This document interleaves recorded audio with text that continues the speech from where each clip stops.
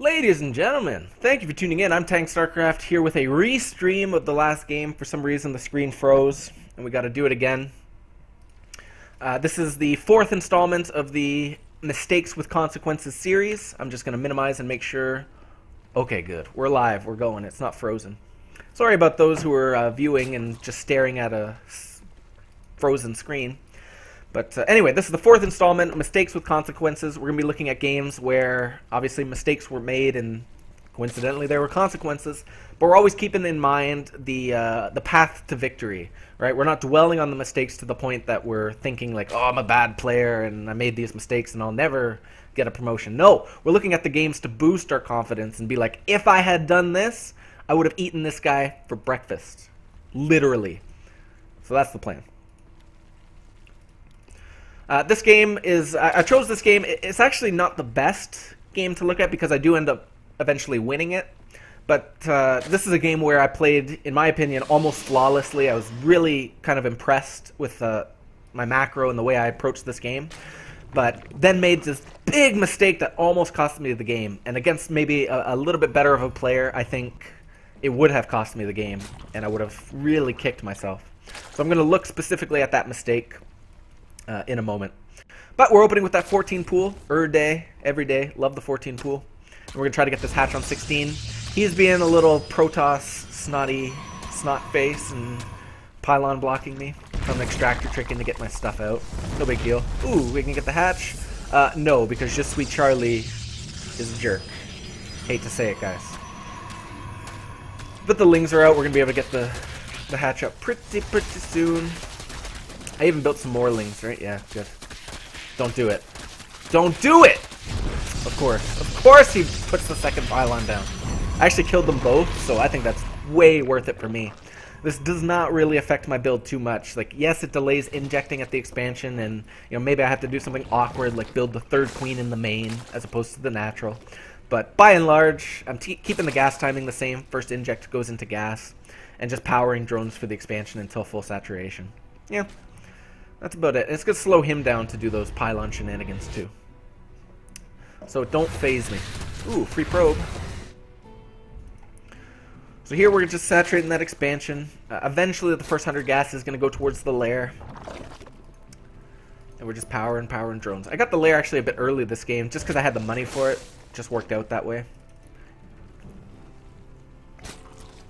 As you can see, just building that lair isn't cutting into my larva production. I still have enough money. Evo chamber, nice. Could get that roach horn as well. Additional gases soon. To nitpick a little bit, I would like to see myself not going under 16 in the taking of these structures. Ideal world, I do it around the time I'm at like 18 drones mining at the expansion, so I never go under 16. I always get that little bit extra income. That's nitpicking. This is looking pretty good. Big round of drones. It's only going to be seconds less than 16, and there's the roach worm. Lair was a little early this game, so it's not going to time out perfectly with the speed. Like, I'm not going to be able to start the speed right when the lair's done, as you can see. But really, I don't need it that quickly. And yeah, just I've hit that saturation point. Fully saturated on 2 base with all the gas. Need to put one more in each of these, but. And there's the third at a reasonable time. Some roaches in production, just in case he were all-inning. Like, right now, I'm the kind of player who does not scout that much. Like, I don't overlord sack or anything. So I have to do this. I have to make some roaches here. But once I see this, I'll know I don't need any more roaches. So he's going to come in. Queen's going to come try to intercept. Yeah, get some damage in. I get the spore started right away. This queen's even going to come back and try to cut off the retreat. Will it be successful? Oh, yeah. Beautiful. So what does that tell me? Well, this tells me a lot of things. First of all, if he's gone for a Stargate, he's probably not going to hit me with a huge gateway timing. Additional info that I have to support that theory. He does have a third base starting. So, I mean, theoretically, maybe he could cancel this third, have 800 gateways in his main, and go for an all-in, but pretty unlikely. I'm pretty safe to saturate my third, even earlier than usual. So no more roaches. These 5 are plenty. Replacing the drones at the natural. I want to get to full 2 base sat. and then the extras will be taken to the third. And you can see 11 drones in production, really powering that 3-base saturation. The goal with this kind of Roach-Hydra style is going to be to saturate the third by 11 minutes. That's true in ZvT and in ZvP. And I think this game I'll actually hit it a bit earlier than that. Nice creep spread for the stage in the game too. Going out past the third, very important, out into the middle, and up to maybe even eventually towards this base, which is cool. Could be getting that +2 attack a little earlier, and yes, we are saturating that third nice and early. Where are you guys going? There we go. Still powering the drone, so it looks like by about 10:30 I'll hit that saturation point of the full 3-base saturation. It's a lot of words. Beautiful timings on the upgrades. The +2, +1 started around the same time. That's around the time too that I start these Hydra upgrades. The reason I start the Hydra upgrades this late is I don't want that money to cut into my production of my drones for the third. I don't want that 150 minerals to be 3 less drones that aren't mining at my third. So that's why I delay the Hydra upgrades. Also, I usually don't pump too many Hydras at this stage unless he's all-inning. So I know I don't need those upgrades too early. I think actually both of them will finish in the time the +2 takes, right? So if I start +2 and around that time I'm starting this upgrade, I know I can get both in time for the +2 attack. Getting the Spire because I know he's got the Stargate. Just in case he goes like straight up Sky Toss, I want to be prepared to switch into Mass Corruptor or maybe even Muta. I need these gases at the third. That's going to delay my push a bit actually, but no big deal. So now that I've reached this saturation point, at least once I've built a few more drones for the third, there we go. I'll be all out unit production, mostly Hydras, because he's gone Stargate. How many Void Rays is he? Yeah, he has 3 Void Rays, so definitely going to be wanting the Hydras with all the upgrades. And even going to queue that last one. Yep. So yeah, basically I'm going to be looking to hit when all these upgrades finish. Just doing a little scout action. Man, I love this creep. I mean, those of you who know me know that creep spread is not my forte. It is not my strength. So for me to see this, I'm actually very pleased that my creep spread's getting a bit better. I'm going to stop bragging now, but this is very happy for me to see, because it's always been a weakness in my play. And yeah, basically here we're just going to pump pure Roach-Hydra, as many Hydras as gas allows, and then Roaches to reinforce, basically. And going to be looking to hit his third pretty soon. Do as much damage as possible, keep his army thin, hopefully kill his third base, and win the game.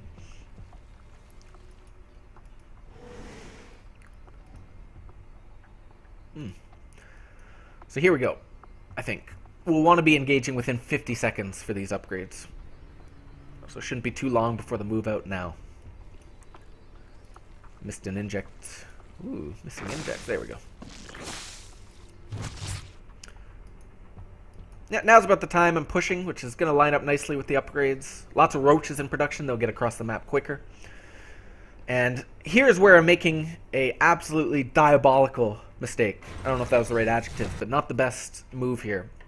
What you want to do with this type of army against a 3-base Protoss is get right here, right in between his bases. You can split his army. You can maybe pick off the forge, and it just makes it really awkward for Protoss to defend. Instead, what I'm doing is going to move up through here, which is not only really narrow and awkward for this type of army, and like susceptible to force fields and stuff, but it also allows him to defend in one location, right? He just has to pull his whole army through here. Whereas if I were here, you know, he'd be some here, and he'd really be scrambling to defend. So not too happy with my choice to go up this way. A bit strange. In any event, we're going for it. So right here, yeah, just gonna focus fire some stuff. Here comes his army. About here is where I realized, like, oh my god, I'm in a really bad spot. If he force fields me, I'm gonna lose all my Hydras cheaply. Like, it's not like the Hydras have a Roach tank or anything. The Hydras are basically in the front. So this is a problem. I realized it a bit too late. And he's gonna come in here, force field me to shit. Yep, there's one, and probably even some here. Links back. He did lose some of the sentries, which is good for me. But here's the problem, is these Void Rays, if I were in an open area, I'd snipe them down in seconds with these Hydras. They'd be dead. They'd be nothing. But because I'm force fielded back and in this awkward, narrow spot, he's able to focus down my Hydras quite quickly. and I'm not able to do the kind of damage I would like to do. Nice, I like this. Nice little counterattack up here. Maybe killing a couple of the pros, but he just uses that photon overcharge, and it forces my units to attack the Nexus. So this is not going as well as it could be. If we look at the supply, I should be winning this game with this attack, but I'll tell you, I will not.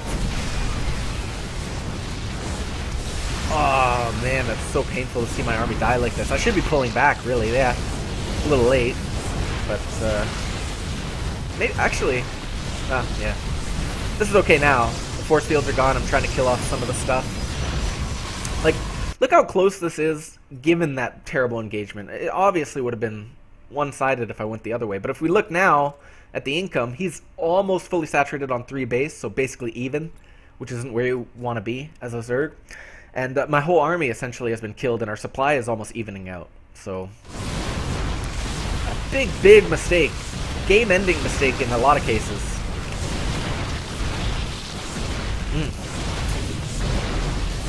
And these 3 roaches want to live, they decide. This one roach will tell the tale to all his buddies of how bad a Commander Tang is, and how he made all the units die in a narrow corridor. And all these guys will probably revolt against me. And I'll be the new Commander Mormont of StarCraft. But I'm not really changing too much of my plan. I'm still going to max out and push. I'm taking the gold in the middle because I feel like I have the mid-game control.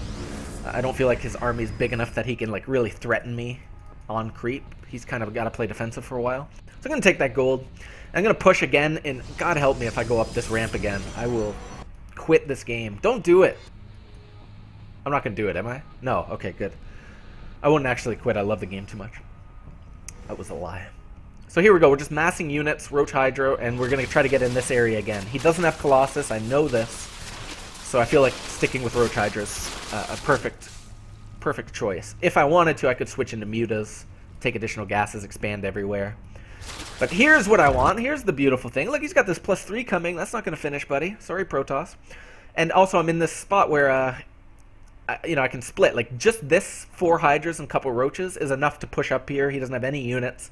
And I can do all kinds of mayhem with this. And it's forcing him to split, most likely, as well. I love this. No +2 or +3 for you. And here, he's forced to come down this ramp, so I'm not the one fighting on a goofy ramp. He is.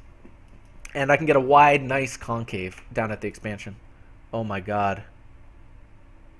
It crashed.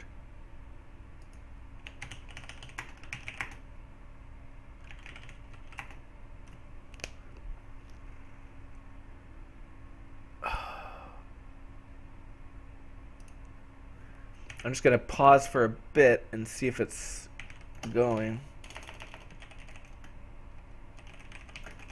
Oh, it's going again. Okay. It's frozen for me. Sorry, I was freaking out for a second there. I thought the stream froze again, and I was talking to myself. Like I was saying, this forces him to fight on the ramp. It forces him to come down. And what's going to happen is when we do have the actual army-on-army engagement, I'm going to be in this nice, big, wide-open, concave, sweet area. Whereas, well, he will be too. But, I mean, obviously as Zerg, we love those types of concaves. It's not as good for him. So this is beautiful. Moving up close. Lots of units killing down his stalkers before they blink. He will get a couple force fields, but not really enough to shut down my attacking units. I think only these 2 roaches are really effective. I'm just going to move up close and keep attacking. Even right here could move right up the ramp, right up, kissing those stalkers and the A moving. Lots of roaches and hydras in production behind it.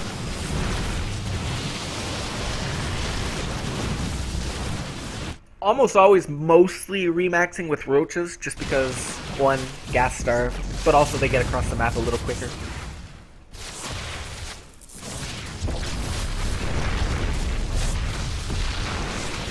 Let's do that up there.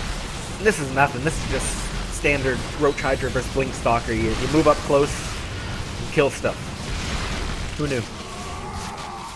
Once I kill this 3rd, that's game. And I think I'll do that right now. Yeah, looking at the supply tells the tale.